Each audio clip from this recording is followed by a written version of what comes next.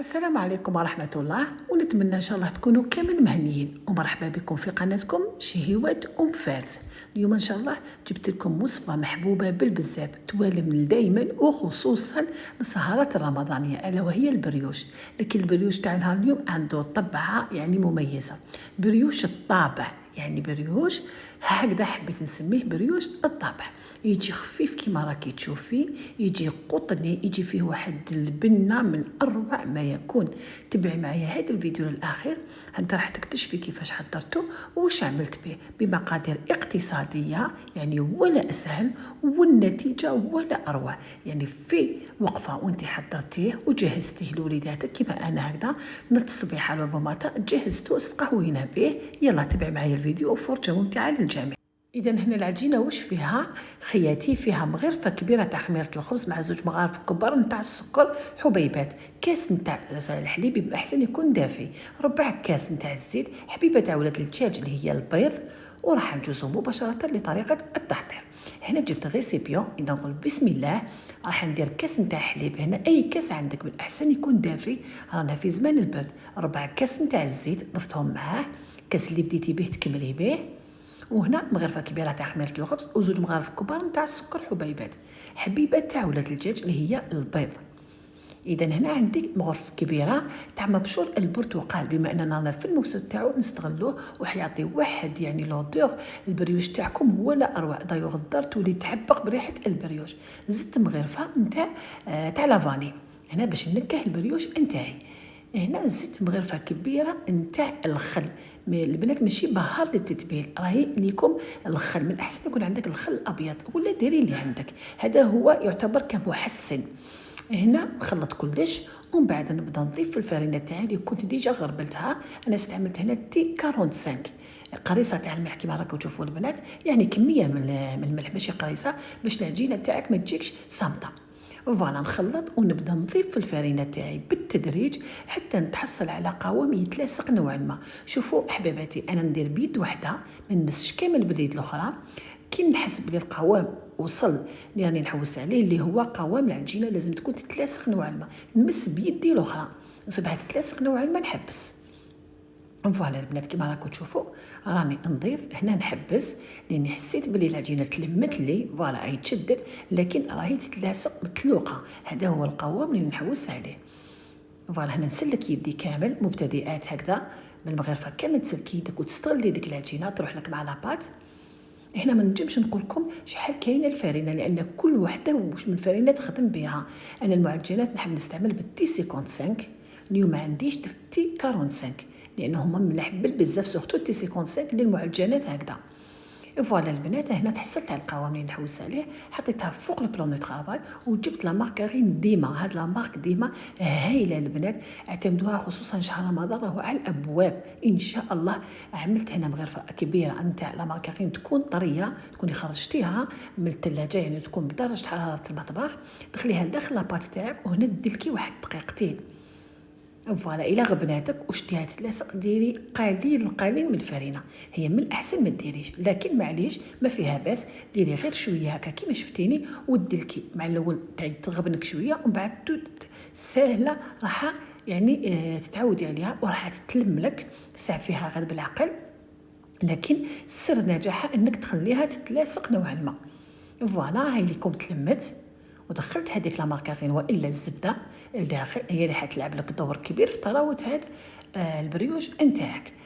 فوالا مع هذيك المغرفه تاع الخل اللي ضفناها، المغرفه تاع الخل تعتبر كمحسن، هي اللي حتى محسن لهذا البريوش تاعك. او حطيتها في الريسيبيون تاعي اللي خدمت به، درت شويه زيت في يدي باش نعاون روحي وما تلصقليش العجينه، ونحطها هنا ونغطيها بفيلم اليمونتير ولا باي ساشي عندك وتحطيها في مكان دافي. البنات رانا في زمان البرد، انا واش ندير حباباتي؟ نعمل الفور تاعي نسخنو مليح ومن بعد نطفيه ومن بعد ندخل فيه البريوش تاعي باش يسخن. هذه كتدبيره رانا في زمان البرد باش يتفالك، والا حطيها في قدام الشوف ولا في مكان دافي. فوالا هاوليكم انا درت هنايا الفور كي سخنته مليح، طفيت عليه ودخلت البريوش تاعي باش يضاعف لي الحجم تاعي. وبلا ما تنساو حباباتي كي تكونوا ديروا في لاباط تاعكم، كي تكونوا تزيدوا في الفرينه ديروا الملح، غرفه صغيره نتاع الملح ولا باش ما تجيكمش لاباط تاعكم صامته. فوالا هنا ضاعف لي الحجم تاعها كيما راكم تشوفوا، ديكازيتها. وهنا نشكل حربوش ونستعن دائما بالزيت هذاك اللي في طبيسي ابيض. هذيكم راهو الزيت ندير في شويه في يدي لان العجينه راهي تلاصق. ما تزيدي لهاش الفرينه، لو ضفتي لها الفرينه البريوش تاعك ما حش يجيك خفيف.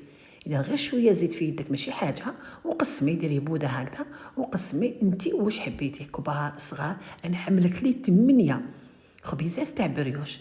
هنا راني نوريلكم في زبده الفول السوداني، وهذه الشوكولا تاع الطلاء اللي راح نعمر بهم. حليت الخبيزات تاعي اللي كنت قسمتهم وراح نحشيها لداخل بالشوكولا. اي نوع من الشوكولا تاع الطلاء عندك ديريها. انا استعملت هذه، وهذه زبده الفول السوداني. فوالا تنجمي تعمري بهم. زبده الفول السوداني راهي ناقصه حلاوه بزاف، اللي يحبوا حاجه ماشي حلوه بزاف وراهي ليكم هايله. هنا دخلت هذيك الشوكولا لداخل وراني نقرص فيها عادي غير بالكف تاع يدي حتى نعطي لها يعني هذا الشكل وتتلم لي كامل. العجينه اللي تحصلوا عليها البنات تكون اون بات سوبل بزاف، تكون طريه كيما راكم تشوفوا.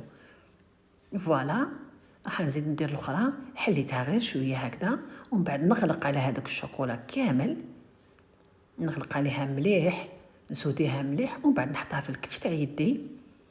ومن بعد بالكف تاع يدي الاخر نبدا ندور حتى نتحصل على يعني الخبيزه تاعي تجي مسويه وتجي يعني مغلوقه كامل من الجوانب. فوالا هكذا نضغط عليها شويه خاطر من بعد كي تزيد حنزيد نخليها يزيد تخمر وتريح. هنا حنغطيها ونخليها واحد ربع ساعه ولا اندوميه واحده اخرى. انا في زمان البرد يزيد يضاعف لي الحجم تاعها. شوفوا البنات هنا واش عملت، جبت طابع. انا عندي هاد الطابع شباب تاع ورده. نتوما ديروا اي طابع عندكم، اعملوا شويه تاع السكر كلاص من الفوق والصفايه ودردروا يعني عليها باش تاخذ هذاك الشكل تاع الطابع تاعكم. فوالا حتى تكملوهم كامل. استعملوا اي طابع يعجبكم وكيما يحب خاطركم يعني كتزيين.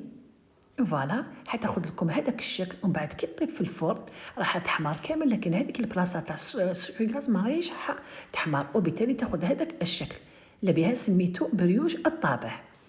ورده اي طابع عندكم.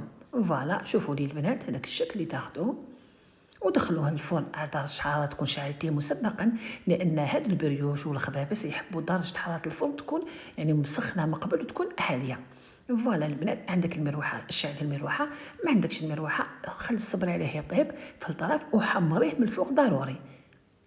هكذا كما راكم تشوفوا. انا زيد عملت معكم واحده اخرى باش تشوفوا يعني فقط الطريقه، وانتي تنجمي ديري هنا اي طابع عندك. ولا كتزيين ويجي خفيف بزاف هاد البريوش.